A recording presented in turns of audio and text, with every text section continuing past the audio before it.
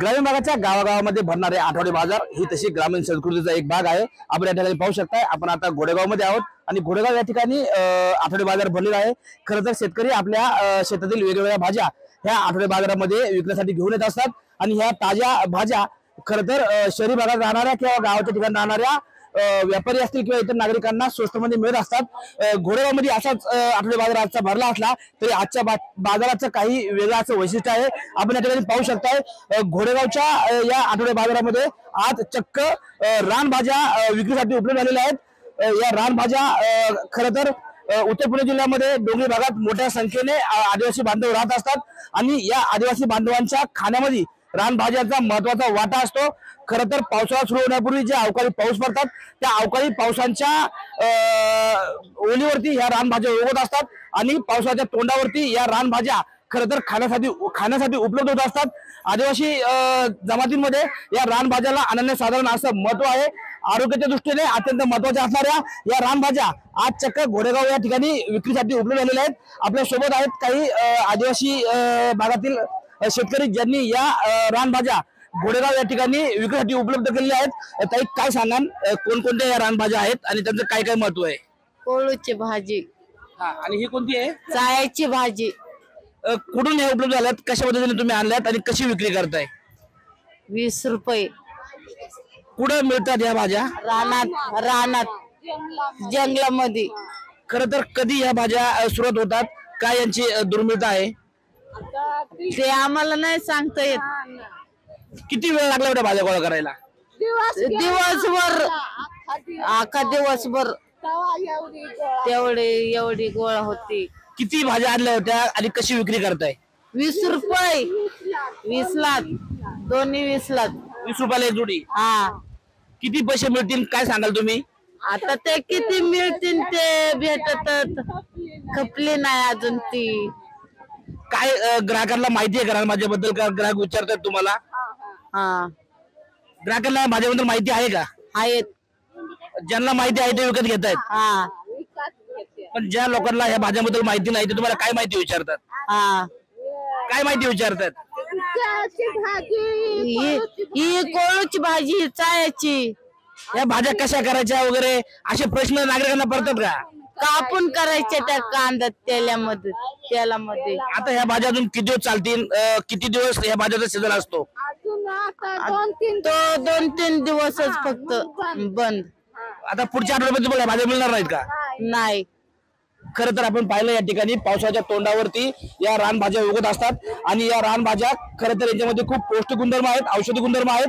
अशा या औषधी गुणधर्म असणाऱ्या रानभाज्या या ठिकाणी आदिवासी बांधवांनी घोडेगाव या ठिकाणी आठवडे बाजारामध्ये विक्रीसाठी आणलेल्या आहेत। या भाज्यांचा सीझन अगदी थोडा असतो आणि या थोडक्या सीझन मध्येच थोडे 2 पैसे मिळवण्याच्या उद्देशाने आदिवासी बांधवांनी या भाज्या विक्रीसाठी घोडेगाव या ठिकाणी आणलेल्या आहेत। अशा पौष्टिक भाज्या खरं तर रानावनात मिळणाऱ्या भाज्या या आदिवासी बांधवांच्या माध्यमातून शहरी भागातील नागरिकांना उपलब्ध झाल्या आहेत। टाइम्स नाव मराठीसाठी सचिन तोरकर, घोडेगाव।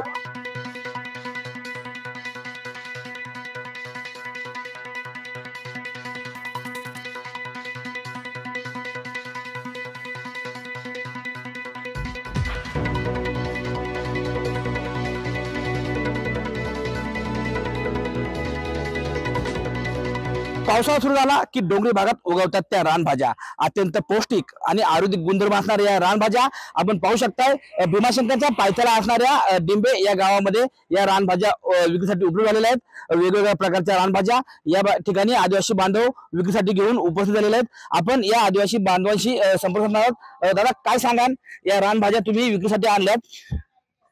विक्रीसाठी आणलेले आहेत, परंतु आता हे कुळूची भाजी आहे, ही करटुली आहेत।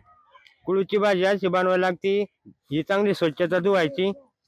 हे इकडून हे कचरा बिचरा असतो, हे जरा स्वच्छ सगळं जाते ना, त्यासाठी आपण धुवून घ्यायची।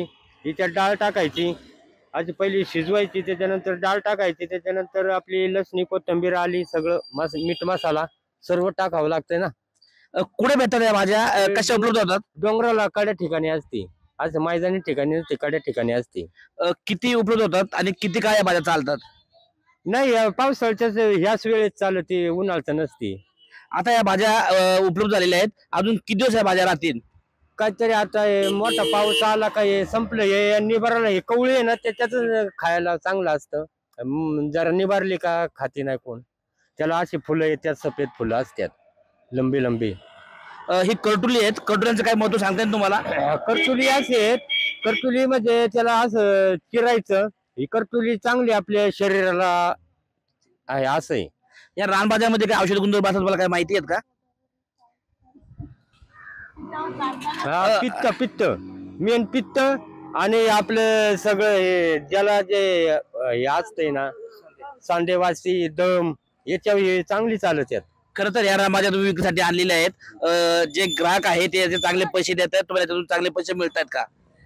नाही आता द्यायचं चांगले ना भेटते आपलं येते ज्याला माहिती आहे ते खातं ते मग आपण याला आपण 20-30 रुपयाने असं विकतो. कोणत्या कोणत्या रानभाज्या आता विक्रीसाठी उपलब्ध आहेत? आता सध्या कुळूची आहे, करटुली आहे, चायची आहे, तुम्हाला सांगतो बारज्याची पण असती, पण इथं आम्ही आणती नाही बारज्याची, कुणाला माहित नसतं ना त्याच्यामुळं मग आम्ही बारज्याची असते ती आम्ही घरीच खातो. खरं तर करटुली असेल किंवा चायची भाजी या ठिकाणी या आदिवासी बांधवांनी विक्रीसाठी उपलब्ध आणली आहे. या ठिकाणी अजूनही काही आदिवासी महिला आहेत. ताई काय सांगाल, ही भाजी तुम्ही विक्रीसाठी आणली आहे? त्यानंतर हे ना हे पित्त पूर्ण जाळीचं बर का. काय आहे ते, काय आहे? हे डायरेक्ट असं हे चिचुरडी बोलतात याला. हा, याच्यामध्ये असं ठेसायचं, मिरची टाकायची आणि मग अशी लसणी मिरची टाकायची, तेल बिल टाकायचं, असं उलट पालट करायचं तेलावर आपल्या तव्यावर आणि मग गरम गरम मस्त खायची. खरं तर पण ही जी तुम्ही भाजी आता ही सांगताय तुम्ही, ही चिचोड्याची भाजी तुम्ही सांगताय, हा. पण ही तर खरं आपण पाहिलं एकदम तर ही वांग्यासारखी दिसते. काय सांगाल? याला चिचुरडीच अशी छोट वांगू रानचं वांग म्हणायचं. हे रान वांग आहे. हा डोंगरचं वांग छोट. हे एवढी छोटी भाजी आहे, हे गोळा करायला किती वेळ लागतो? अहो कसं चाललंय काटे असतात हम्म. याच्या झाडाला ना लय काटे असतात, आपलं एक एक एक एक असं तोडावं लागतं असं. हा ते काटे लय असतात ना याला, हा हा. मग ते आपल्या इकडून लागत त्याचं काट. मग एवढं गोळा करायला वेळ लागतो? वेळ लागतो. त्या वेळेनुसार तुम्हाला याचे पैसे होतो का एवढे? आता काय ते नाही भेटते एवढे, पण आपलं द्यायचं 20 रुपये 30 रुपये वाटा असं आहे ना. खरं तर आपण बसण्याऐवजी आपलं हे धंदा स्वीकार पोटासाठी शेवटी करावंच लागणार असं आहे ना. खरं तर आपण याकडे पाहिलं, या आदिवासी बांधवांनी रानभाज्या खरं तर विक्रीसाठी खाली शहरी भागात आणलेल्या आहेत. मात्र ज्या प्रमाणात ह्या आदिवासी बांधवांना ह्या रानभाज्या गोळा करण्यासाठी कष्ट पडतात, त्या तुलनेत मात्र या आदिवासी बांधवांना त्याचे पैसे मिळत नाहीत. टाइम्स नाव मराठीसाठी सचिन तोडकर, डिंबे, पुणे.